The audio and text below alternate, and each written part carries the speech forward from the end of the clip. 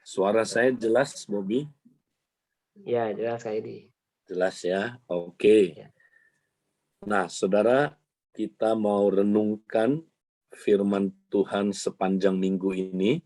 Ya, topik kita adalah esensi gereja di masa dan musim yang baru, ya, atau era dan musim yang baru.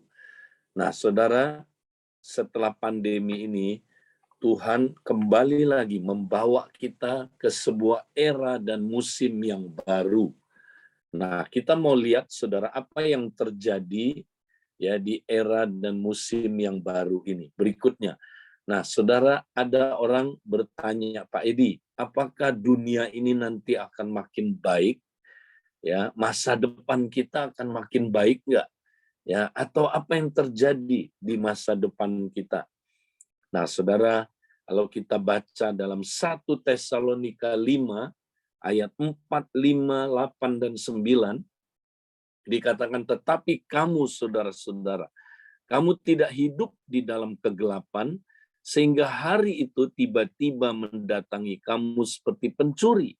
Karena kamu semua adalah anak-anak terang dan anak-anak siang.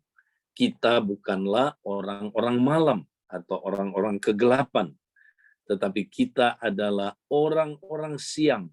Baiklah kita sadar, berbaju jirahkan iman dan kasih, dan berketopongkan pengharapan keselamatan.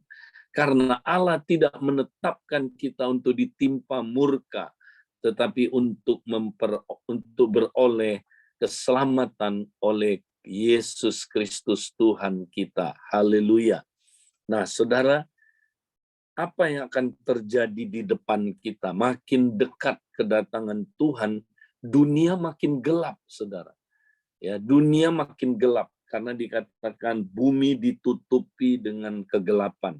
Karena kerajaan kegelapan, saudaraku, bekerja di dunia ini. Ya, tetapi saudaraku, kita bukanlah orang-orang gelap, saudara.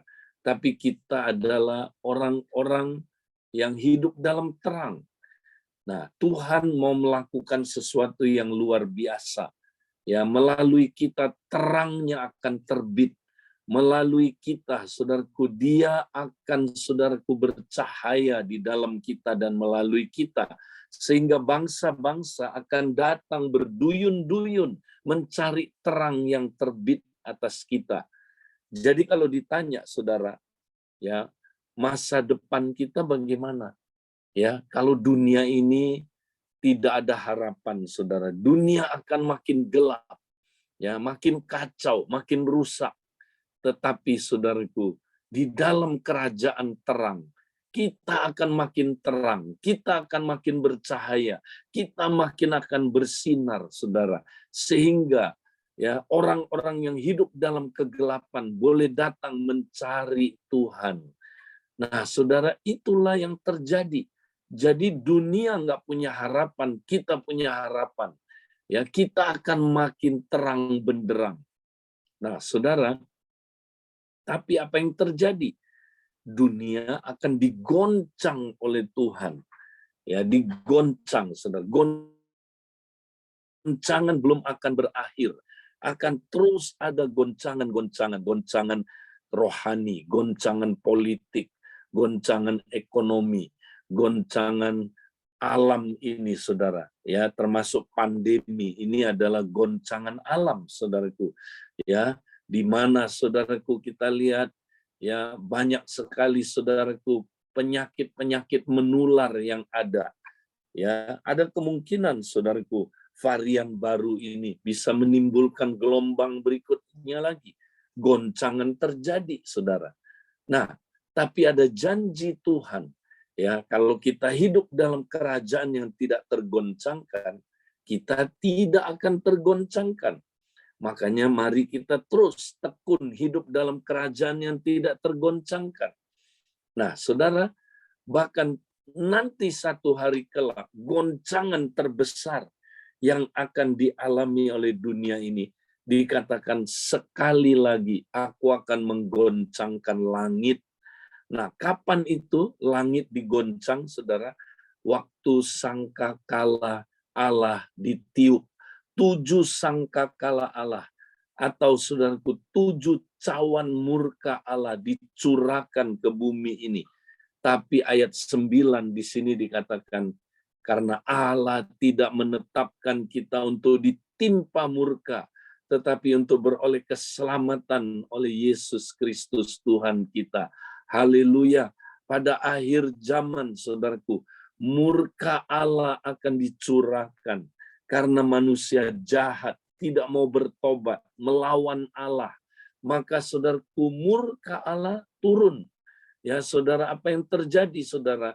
Manusia akan ditimpa oleh murka Allah itu. Tetapi kita tidak ditetapkan untuk ditimpa murka. Ya, kita diselamatkan. Kita, saudaraku, dilindungi ya dari murka Allah itu. Jadi kita jangan takut. Murka Allah tidak akan terkena pada kita. Karena dia tidak mungkin lagi murka kepada kita.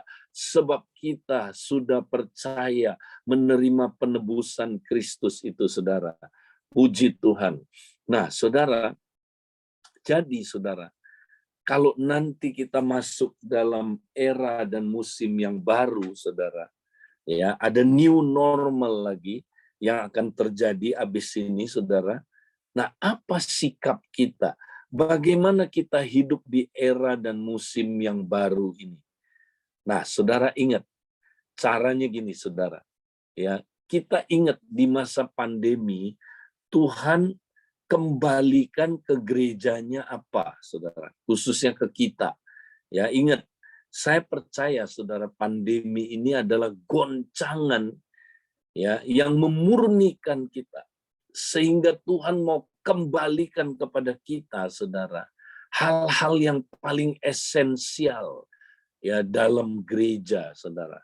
Tuhan murnikan gerejanya karena banyak hal yang kita lakukan di gereja bukan hal-hal yang esensi, ya, sehingga saudara gereja akhirnya, saudara, ya tidak hidup seperti yang Tuhan inginkan. Makanya Tuhan kembalikan kita kepada esensi yang paling penting. Nah, apa itu esensi, saudara? Saya kasih contoh, saudara. Esensi artinya adalah hal yang paling penting, yang tidak boleh tidak ada. Itu esensial, esensi, saudara. Contohnya, apa esensinya jam tangan? Apa hal yang paling penting dari jam tangan? Saudara tahu? Satu aja, dapat menunjukkan waktu dengan tepat. Itulah esensinya jam atau jam tangan lah misalnya. Ya, saudara, esensinya jam adalah dapat menunjukkan waktu dengan tepat. Itu esensinya, saudara.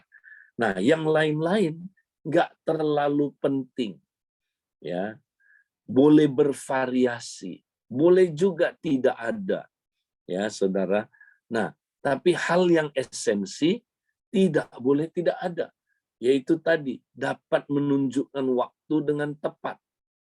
Nah, itu paling penting dari jam tangan misalnya. Nah, saudara, tapi jam tangan kan bisa bervariasi. Nah, variasi-variasi itu tidak terlalu penting. Ya. Nah, misalnya saudara, jam tangannya mau sistem apa? Mau sistem quartz, mekanik, ya, atau digital, saudara. Misalnya ya, terserah. Ya, mau sistem apa, yang penting bisa menunjukkan waktu dengan tepat. Ya. Kemudian juga ada bentuk, saudara. Bentuk bisa beda-beda. Ya, mau bulat, mau segitiga, mau segi empat, mau lonjong, silakan aja. Yang penting bisa menunjukkan waktu dengan tepat. Ya. Nah, apalagi saudaraku, ya, bicara soal bahannya. Nah, bahannya bisa macam-macam, saudara. Mau dari plastik boleh, mau dari logam boleh, mau dari titanium boleh. Silakan, saudaraku, ya. Ya, itu cuman bahan. Yang penting bisa menunjukkan waktu dengan tepat. Nah, itu, saudara, itu esensinya. Ya, apalagi, saudaraku, ya, misalnya, ya, Yang paling tidak penting dari jam tangan adalah apa, saudara? Paling nggak penting, aksesoris. Nah, itu paling nggak penting, saudara. Kenapa? Aksesoris itu bisa macam-macam, saudara. Mau warnanya apa, nah itu aksesoris. Ya, mau apa, saudaraku, buatnya dari ukiran-ukiran, itu aksesoris. Ya, mau apa, saudaraku, warna mungkin dilapis emas, itu aksesoris. Ya, mau modelnya seperti apa, saudaraku, ya, yang lebih apa, membuat orang waduh lebih tertarik, itu aksesoris. Ya, tapi yang penting bisa menunjukkan jam atau waktu paling tepat. Ya, itu paling penting. Nah, saudara, sama juga gereja. Gereja kita sering praktekkan hal-hal yang aksesoris. Ya, nah itu dia, saudara. Nggak ada esensinya gereja yang dipraktekkan sebelum pandemi. Ya, esensinya hilang. Kita praktekkan aksesorisnya, sistem-sistemnya, ya, saudara, pola-polanya, apalagi, saudaraku, kita praktek, saudaraku, ya, banyak hal yang tidak terlalu penting, ya, yang boleh bervariasi, boleh ada, boleh nggak ada, ya. Misalnya ibadah hari Minggu, ibadah raya, boleh ada, boleh nggak ada, itu tidak esensial, saudara. Ya, nah, saudara, yang paling esensial apa? Nah, itu yang Tuhan kembalikan kita di masa pandemi. Nah, mari kita lihat, saudara, ada 3 hal yang paling esensial yang Tuhan kembalikan kepada kita di masa pandemi.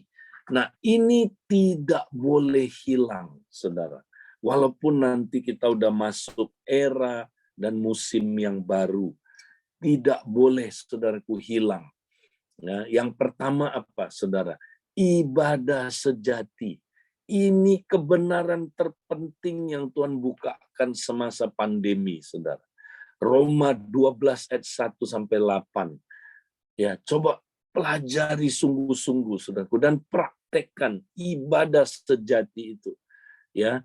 Nah, kenapa? Karena ibadahnya orang Kristen hari-hari ini, saudara, sudah kehilangan esensi. Ya, yang kita praktekkan aksesorisnya. Ya, wow, musiknya bagus, itu aksesoris. Ya, maaf, bukan nggak boleh pakai musik, bukan. Ya, musik itu aksesoris, saudara. Ya, lagu-lagu yang indah, ya, ya boleh-boleh aja. Tapi itu, saudaraku, ya lebih ke apa? Aksesoris. Ya, saudara.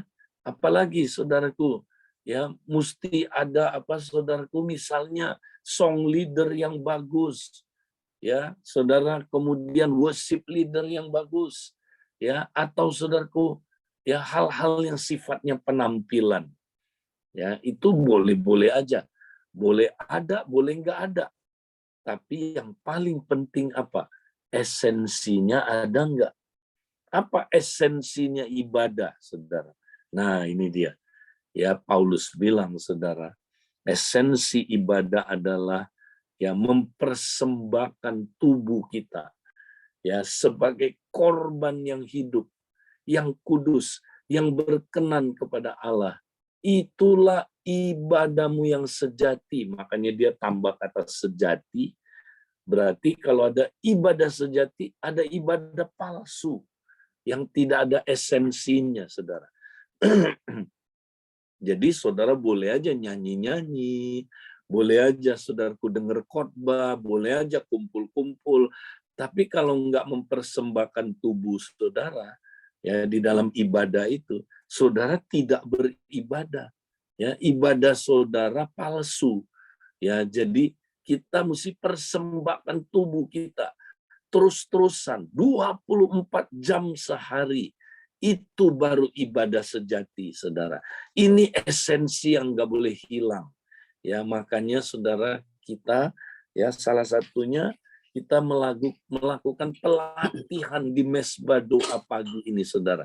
Ini pelatihan, kita datang sama-sama menyerahkan tubuh kita, mempersembahkan tubuh kita sama-sama ya sebagai korban yang hidup, yang kudus, yang berkenan kepada Allah. Itulah ibadah kita. Lihat, kita mesti terus menyerahkan tubuh kita. Nah, itu saat teduh kita hari ini, Roma 6 ayat 17 sampai ayat yang ke-8 19, ya kan? Serahkan tubuh kita terus-terusan, ya, sampai dia takluk sama kebenaran, saudara. Takluk kepada sang kebenaran Kristus, ya, terus barulah kita mencapai hidup yang kudus. Kita sudah kudus secara, saudaraku, de jure, tapi de facto-nya belum. Ya, de facto-nya kita mesti serahin diri terus tiap hari. Serahkan lagi tubuh saudara. Tiap hari serahkan lagi. Baru tubuh saudara yang terus diserahkan, dia jadi hamba kebenaran.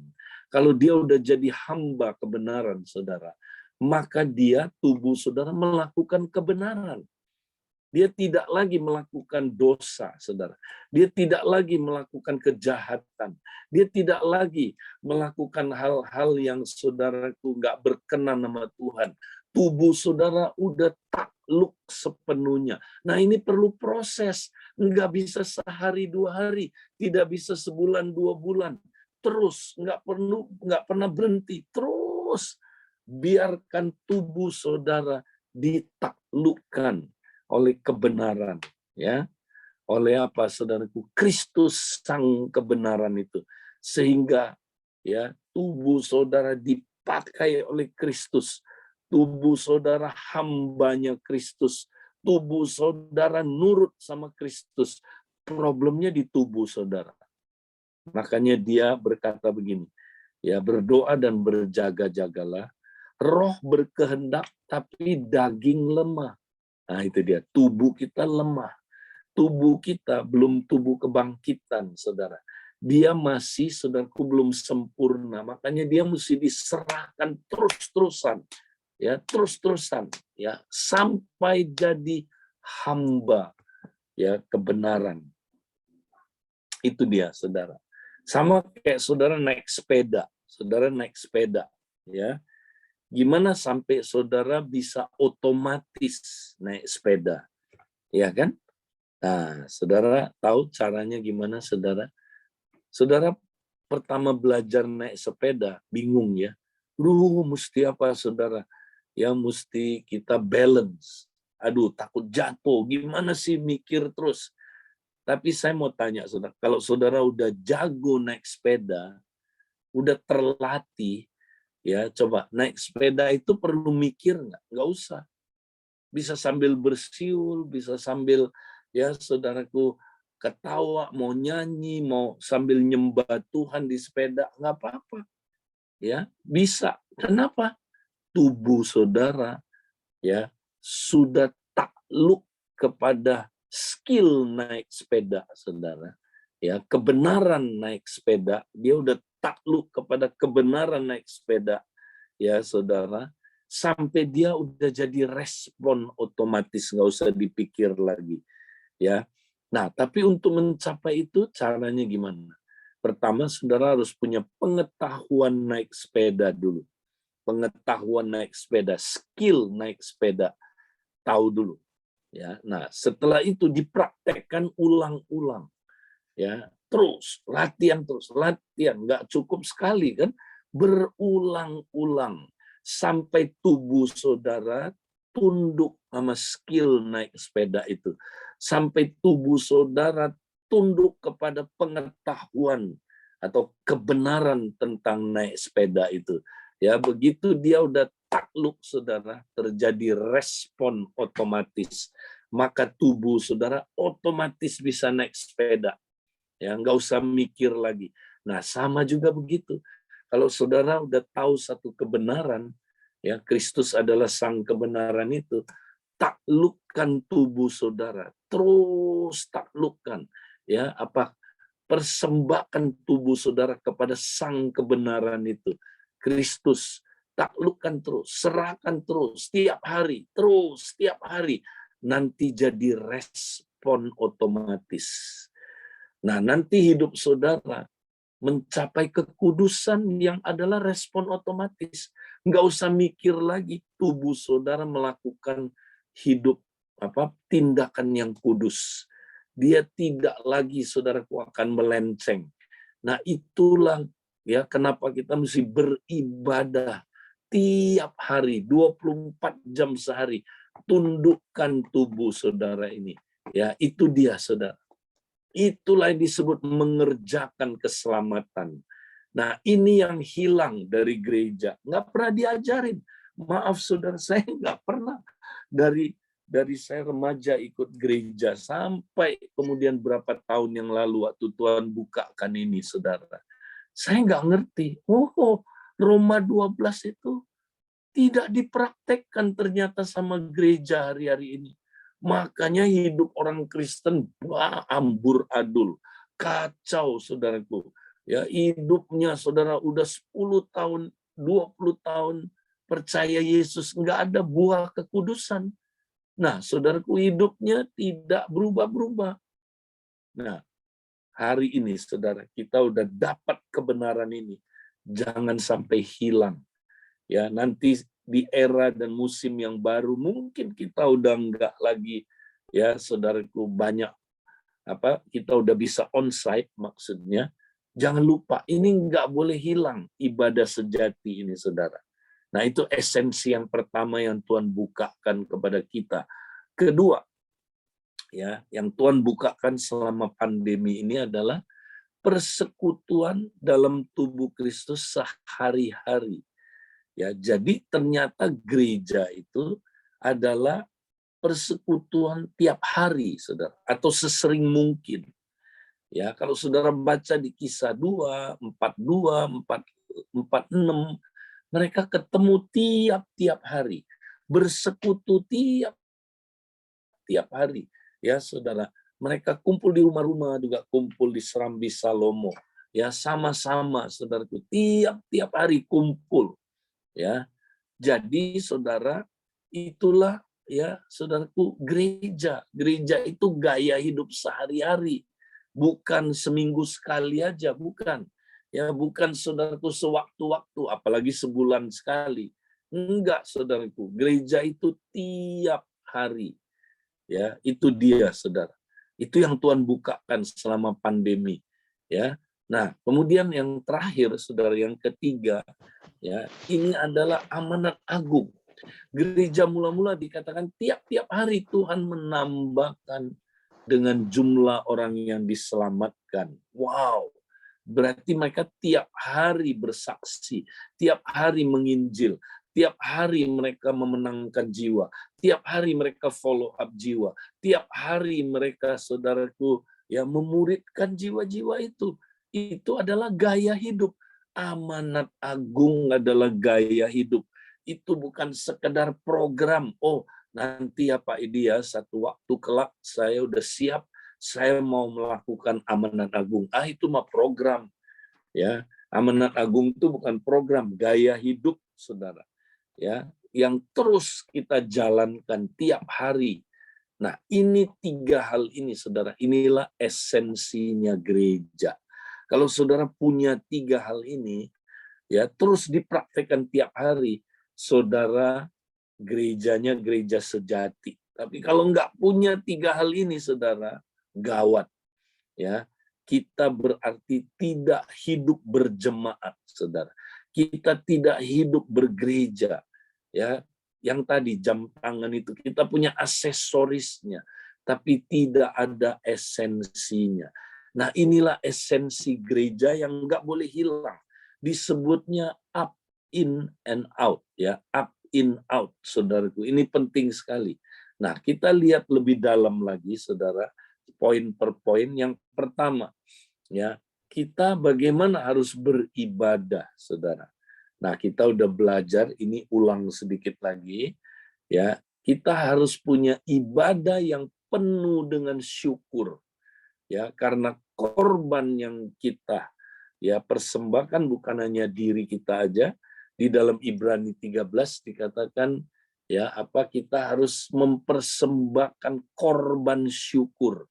ucapan bibir yang memuliakan Allah. Jadi ibadah yang saudaraku powerful itu ya adalah ibadah yang di samping kita mempersembahkan tubuh ya, tapi kita juga harus penuh dengan syukur. Ya, penuh dengan syukur. Kenapa, Saudara? Karena Saudara, ya kalau kita baca di Roma 12 ayat 1 dibilang ya, aku menasehat karena itu ya saudara-saudara, demi kemurahan Allah aku menasehati kamu, demi kemurahan Allah. Ya, jadi saudara, penyembahan itu atau ibadah itu adalah saudara demi kemurahan Allah. Ya, karena Allah begitu murah hati, saudara. Ya, begitu luar biasa kemurahannya sehingga dia mau datang ke dunia ini, mau mati di kayu salib, mau memberi nyawanya sendiri kepada kita. Bayangkan siapa kita? Siapa kita? Kita budak orang berdosa yang melawan Allah, yang memberontak kepada Allah. Siapa kita? Tapi dia begitu murah hati, saudara. Dia mau datang mati di kayu salib.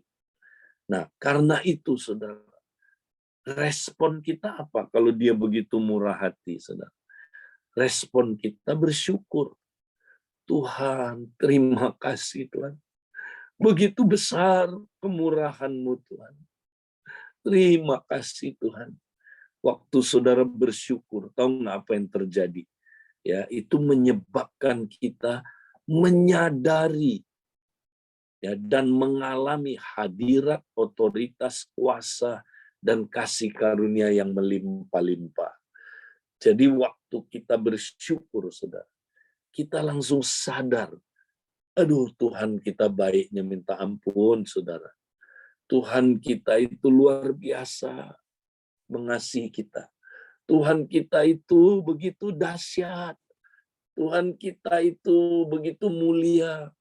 Tuhan itu begitu indah, agung, mulia. Terima kasih Tuhan.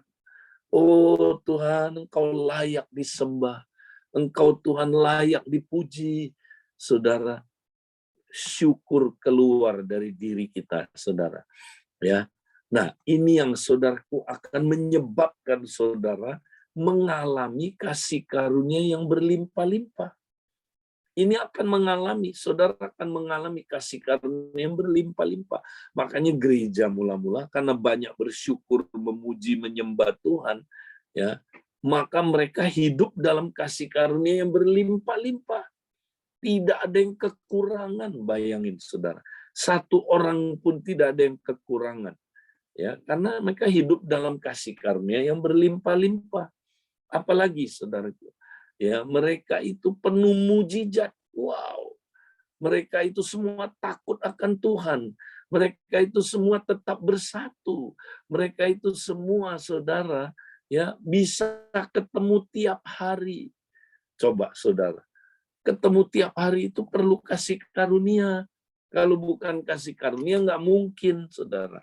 Ya, jadi mari kita ibadah itu dengan penuh syukur, saudara. Nanti kita lihat dahsyat banget, saudaraku, ibadah kita. Mendatangkan kuasa ibadah. Kuasa ibadah adalah kuasa yang mengubah hidup kita. Sehingga kita makin berubah, makin serupa Kristus. Haleluya. Puji Tuhan. Nah, itulah, saudaraku, up-nya. Ini penting, nggak boleh hilang dalam hidup kita, saudara. Nah, yang kedua adalah persekutuan. Next, kita lihat. Ya, persekutuan sehari-hari. Ya, gereja, saudara, itu bersekutunya sehari-hari. Gereja mula-mula. Ya, dari mana kita tahu? Oh, banyak ayatnya.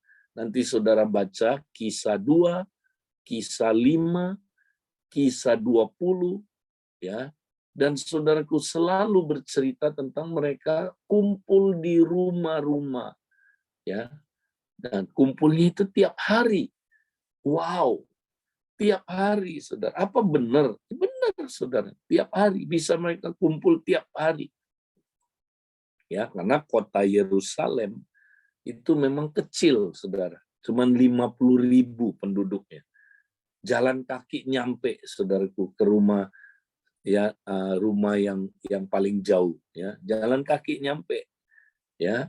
Nah, saudara-saudara, jadi mereka ketemu tiap hari, ya. Nah, mari kita lihat, saudaraku, beberapa tulisan, ya, bapak-bapak gereja yang meneguhkan bahwa gereja mula-mula itu ketemunya tiap hari, ya. Nah, tulisan-tulisan awal dari bapak gereja yang meneguhkan bahwa gereja mula-mula bertemu setiap hari. Nah, pertama tulisan Barnabas. Ya, ini memang masih ada perdebatan apakah ini Barnabas yang disebut di Kisah Rasul atau Barnabas yang lain yang juga adalah pemimpin gereja. Nah, ini saudaraku memang masih perdebatan. Tapi tulisan ini ya penting sekali karena ini salah satu tulisan yang juga ya disinggung oleh bapak-bapak gereja yang lain. Ya. Nah, saudara, Barnabas menulis begini, saudara. Setiap hari kalian harus bertemu muka dengan orang-orang kudus. Apa? Setiap hari ketemu muka. Jadi ya artinya apa, saudara? Pertemuannya nggak gede. Ya, kalau ketemu muka 3.000 orang susah ya. Ya, tapi saudara, maksudnya ini kecil-kecil di rumah, makanya gereja mula-mula itu di rumah ketemu saudaraku muka, ya. Jadi kompaklah idealnya, saudara. Kita bisa ketemu muka, ya. Nah, ini artinya ada sentuhan fisik, ya, saudara. Kita mesti ada pertemuan ini, ya. Nah, juga sentuhan roh, ya, berfellowship secara roh itu juga penting, ya. Jadi saudara, kita mesti berfellowship, ya, sebagai gaya hidup, ya, kalau bisa tiap hari. Nah, Didache, saudara, ini menulis begini. Didache adalah satu tulisan ya di abad-abad awal, abad pertama, saudara, ya, di mana ini paling awal. Ini tulisan salah satu yang paling awal, ya, yang menjelaskan kalau gereja mula-mula ketemu itu ngapain aja, saudara. Kalau mereka beribadah, seperti apa bentuk ibadahnya, saudara. Nah, itu dijelaskan. Nah, salah satu yang ditekankan di dalam Didache ini adalah ini, saudara.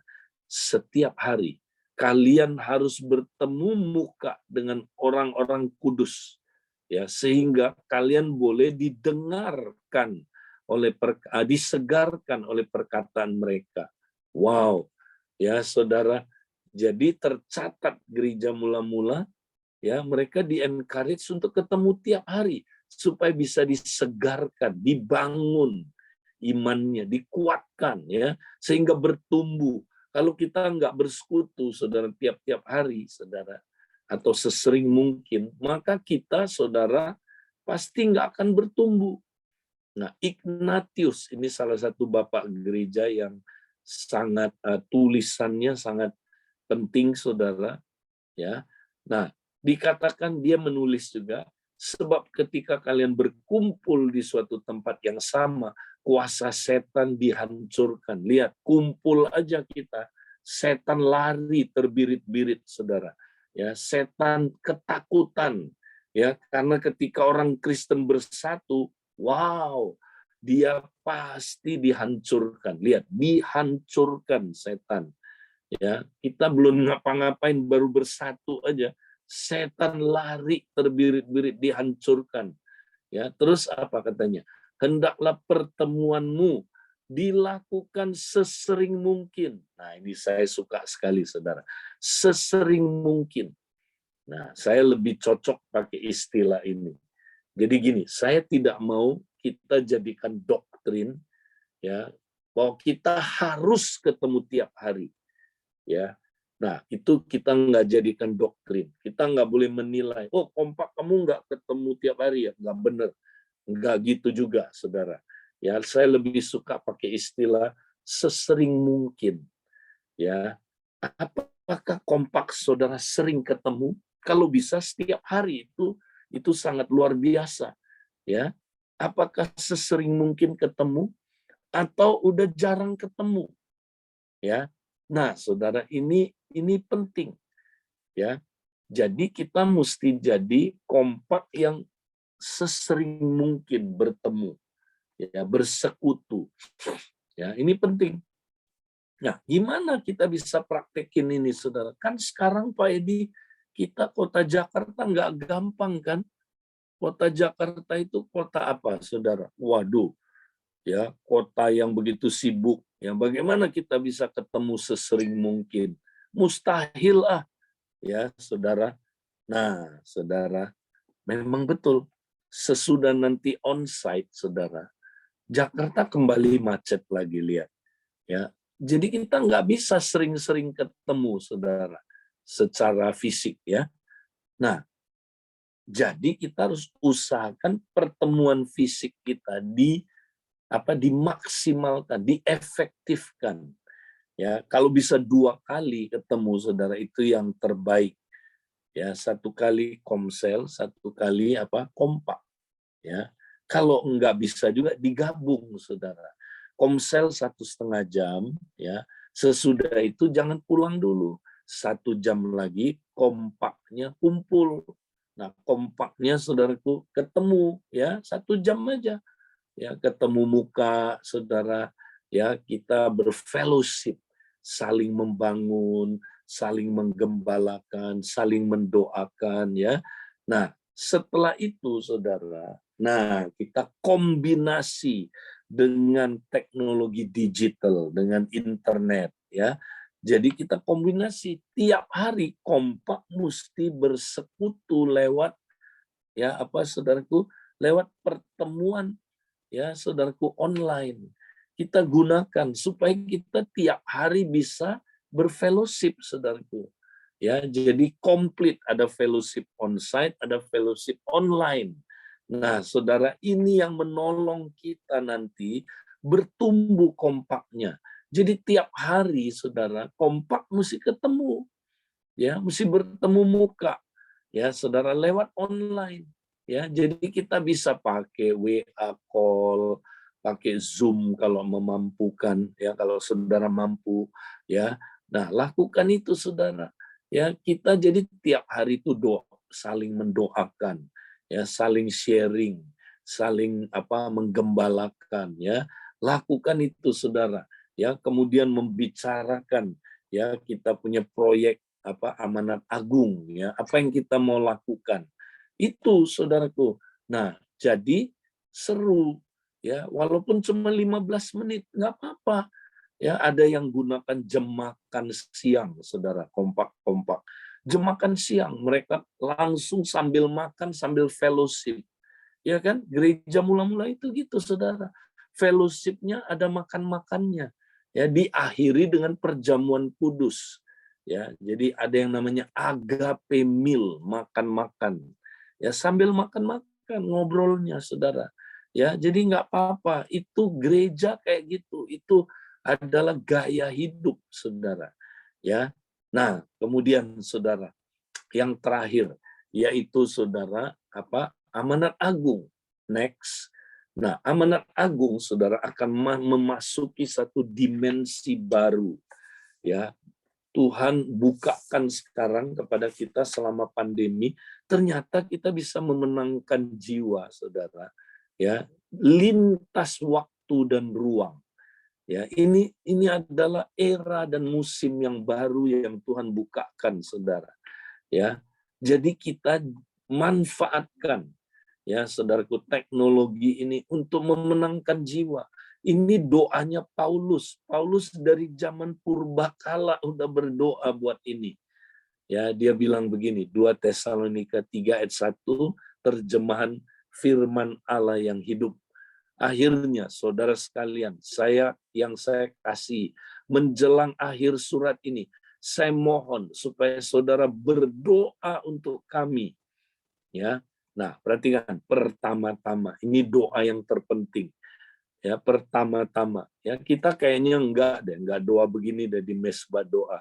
Ya, Ya, pertama-tama berdoalah supaya firman Tuhan menyebar dengan cepat. Wow, saudara doa begitu nggak? Tuhan, supaya firman Tuhan nyebar dengan cepat di Indonesia. Menyebar. Nah, lewat apa yang paling cepat? Lewat internet, saudara. Ya, lewat teknologi digital. Tuhan udah jawab. Ini era dan musim yang baru, saudara. Ya, ini terjadi dimensi ya amanat agung yang tidak terbatas oleh waktu dan ruang lagi. Mendapat kemenangan di mana-mana. Wow, di mana-mana. Ya, menyelamatkan orang di segala tempat. Dulu, waduh, hampir mustahil, susah sekali, saudaraku, pergi ke tempat-tempat yang tidak terjangkau, saudara. Sekarang, lewat internet bisa masuk kemana-mana. Ya, saya nggak bilang 100% bisa terjangkau, tapi saudaraku bisa, ya saudaraku, menjangkau lebih luas. Nah, kita doakan, saudara, lewat internet ini, ya kita bisa, saudaraku, memenangkan jiwa tiap hari, saudaraku. Kan kita connect sama hal ini terus, ya saudara. Nah, jadi saudara, mari kita semangat, ya amanat agung, ya itu gaya hidup, saudara. Ya itu bukan program. Oh, saya nanti ya Pak Edi ya, kalau udah lulus kuliah saya baru amanat agung. Enggak gitu. Amanat agung itu tiap hari. Nah, mari kita lihat yang terakhir, saudara. Ya, yang terakhir, esensi gereja up in out ini dipraktikkan secara simultan. Ini bukan satu-satu. Tunggu up selesai, baru in, baru out. Enggak gitu. Gereja mula-mula nanti saudara baca, itu praktekin semua sebagai ya gaya hidup tiap hari dan secara simultan, barengan. Lihat, mereka bersekutu, ya. Kemudian mereka berdoa. Kemudian tiap-tiap hari Tuhan menambahkan jumlah orang yang diselamatkan. Bukankah ini up in out? Jadi up in out itu barengan dipraktekkannya, bukan satu-satu. Nah, puji Tuhan, saudara. Mari kita tetap semangat mempraktekkan ya esensi gereja. Ini hal yang paling penting yang nggak boleh hilang.